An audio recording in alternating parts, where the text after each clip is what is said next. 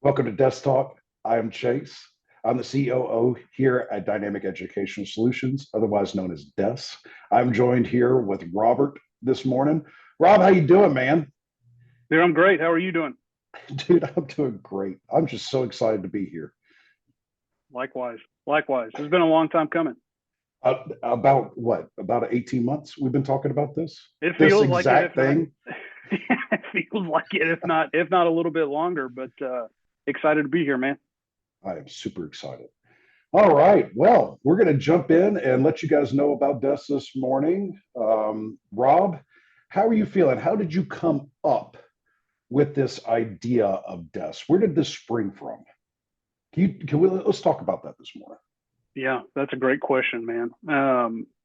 So it all kind of started in my previous career. I was working at a institution here in Dallas as director of Veterans Affairs, and we were doing a lot of good there. But I was kind of chatting with my wife one night, and I was like, we're doing all these amazing things, right? We're helping these veterans transition. We're helping them get into higher education. But I felt like there was this whole untapped part of the transition process outside That of there just was a education. that there was like a gap between the Right. services you were offering Yes. and the transitioning. Yeah. Absolutely. Absolutely. And so, poor girl, I used her as kind of a sounding board for all of my ideas. This is what I want to do. And those things morphed over time, but that eventually turned into DES and who we are now. So we do have a keen focus on getting veterans into higher education, focusing on that transition from active duty, from National Guard. But everything is born from originally my experience transitioning from active duty. And you You know, it transitioned back in we transitioned about the same time, right? That was like Yeah, 2016-ish. Into yep. I think 15, beginning of 16, right? right. I went on terminal leave in December of 15, and if I'm not mistaken, you were like a week behind me. Both of It's us like a week or driving two. from opposite ends of our great nation. Me in Washington, you in New York, right down here to Texas. But that's whenever everything really started for me in that process of transitioning, coming down here to Texas. You're in the military, everything's so structured. Everybody tells you what to do, where to be, what to wear, what's coming tomorrow, so on and so forth. But, whenever you get out of the military, it's oh shit, what now? You know, where do I go? Where do I start?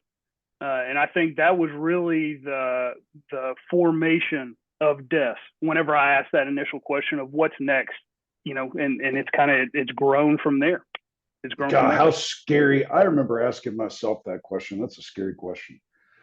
It is. Especially like you said, like coming from the military where everything is laid out, right? Like Yep. everything that we do is laid out from the moment that you wake up. I remember sitting down and having my days blocked out in 30-minute or hour intervals, Right. right? And that's how I would run it all the way up to bedtime, Mm-hmm. right? And then whenever you get in that civilian sector, like you said, there's no blueprint, there's no book, there's no battle rhythm yet. Yep. Well, Makes and sense. it's ironic that you say that. Both of us being, you know, non-commissioned officers, NCOs in the military, part of our job is to tell people what to do, where to be, how to do everything related to your military career. And then whenever you get out, you yourself are Yeah, looking for someone to tell you this is how you tie your yeah, shoe. yeah. This is the appropriate clothing to wear. This is how you That's talk right. to normal people. It's okay to get up in the morning and have your coffee before you go work out, or you can even work out in the evening now if you want to. I mean, it's okay. You don't have to do it first Amen. thing in the morning. That's your Amen. choice. Yeah, you're right. But going back to your question of who we are at DES, all those questions, and we laugh about it and we joke about it, especially in our veteran circle. We laugh about those things, and everybody kind of has a dark sense of humor about it. But I think at its core, those are very real questions. Uh, you know, Yes. how do I talk? What does my daily schedule look like? And you can get online and look at YouTube and all the self help. Yep. Guys, you can jump down that rabbit hole as much as you want to. But at the end of the day, the onus is always put back on the veteran themselves to reach out and do. And so that's what we're doing here at DES. We're trying to create a collaborative network of veterans to get a very positive community, but we also don't want it to be so dressed up where people are afraid to ask questions. Because, you and I are both veterans and we know a lot of veterans and have worked with a lot of veterans. One of the biggest issues that we run into is getting people just to raise their hand and ask a question. Yes. And so, we're using this platform now in these desk talks to talk about our experience, but we also want other people to share their experiences. And so I encourage everyone listening, visit our website, join our socials. We're going to drop a Discord here soon. Jump on Discord, ask us questions, all the things. Nice, Shameless self-promoting here. Shameless. That's what we're here for. Yeah. But you asked me about my transition. If I could, real quick, I think everybody should know a little bit about your transition. So tell us a little bit about you, Chase. Well, I am either lucky or cursed. I don't know how you want to look at it, but I did 2 services. I started off in the Marine Corps, transitioned out. I transitioned over to the Army, and then was medically retired and transitioned out then. Like you said, the end of 2015, beginning of 2016. So it was rough for me both times. Yep. First time, I was young, and I didn't have a plan. It was a lot of anxiety filled, a lot of late nights, a lot of sleepless nights. I leaned on family. Thank God they were able to get me through my support system. And, it turned out okay. At the end of the day, we decided, my wife and I, we got married in between there, and my wife and I decided to go back, into service. That's just where we felt called. And then whenever we were medically retired, that was another call. We felt called to go down to Texas, and that's just where our hearts led us. Say called, but that's where our hearts led us. And that transition was a lot more successful. But we had stressors, right? We were young, relatively young. We had 2 kids, and we didn't know what was next. And it was scary.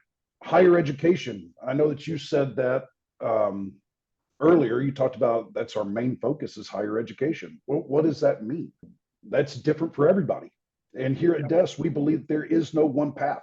One path is successful. That's what makes us amazing, is that everybody walks a different path. We just kind of cross at different areas. And that's where we want you to be the most successful, is whenever you cross and whenever you're alone, so that you can get the max benefit out of both. Rob, what kind of transitioning pieces would you like to focus on? Is DES focusing on right now? Oh, that's a loaded question. I think the biggest thing that we have, there's a few areas. One, we work one-on-one with veterans. So that way, to your point, everybody's transition is unique. But in that, I think we all face a lot of similar struggles. And so meeting with veterans on a one-on-one basis, meeting them where they are, if they're 18 months out from transition, if they're 18 years post-transition, helping them discern the right path. And not just based off our own personal experience, but what we do professionally, going in and making sure the programs do what they say they're going to do, that timelines are met, that professional and personal goals are met. All of those things are important for us. And then keeping that good, positive contact, with our clients, with our brothers and sisters in arms throughout the entire process, and just being a sounding board for that. I'm really passionate about that. But the largest long-term project that we have going on that I could talk about for hours, but I'll just hint at here, is something called the Forge, which is essentially oh man, I am so pumped up. It's essentially a skill ladder program. You can come in and we will have set paths. If it's IT, if it's business administration, so on and so forth. You can choose the path that piques your interest, and take the first or second level, starting at a beginner's level. I've never done this before, and an intermediate level, and then so on and so forth, getting those skills that you need to be successful. Using my favorite saying ever, adding tools to your toolbox so you can be successful. I'm excited about the And whenever you say your toolbox, we're not talking about this generic toolbox that we talk about everybody, right? We're talking about personalized. I mean, be realistic here, but personalized. I mean, these skills, are for everybody. But if you are going into heavy equipment, operator, your skill set is going to need to be different from those who are going into pharmacology, Yep. right? Or somebody that wants to go into a STEM field, another STEM field, right? Or somebody that's going to go to a laborer position. We want to help you match and maximize your skill ladders. Yep. Absolutely. Absolutely. Well said. Really well said. And that, you know, along with that, also covering some relatively evergreen topics, you know, soft skills. You and I've talked about this kind of ad nauseum, but one of the big things that we kind of lose touch with in military service is how to positively communicate with others. Oh, amen. Yes. And so that's something that will be evergreen inside of every rung of that proverbial ladder that I referenced earlier. Is we're going to focus on those soft skills. How do I communicate effectively, you know, in a business setting, an academic setting, because those two things are sometimes very, very different. So anyway, I said I wouldn't talk about it forever, man, but I'm excited about it. I'm excited about it. I'm sure it'll be a topic of one of our upcoming desk talks, hopefully here soon. That is on the docket. We are super excited. Well, Rob, I am super excited that you are here, that we are doing this. It feels like like we said earlier, it's been a long time coming.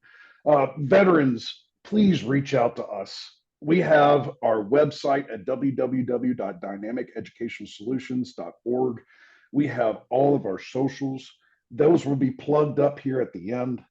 Guys, click on there, connect with us, contact us. Let us know what you want to hear about. If you are a veteran who is transitioning currently, let us know what your struggles are. Let us know how we can help.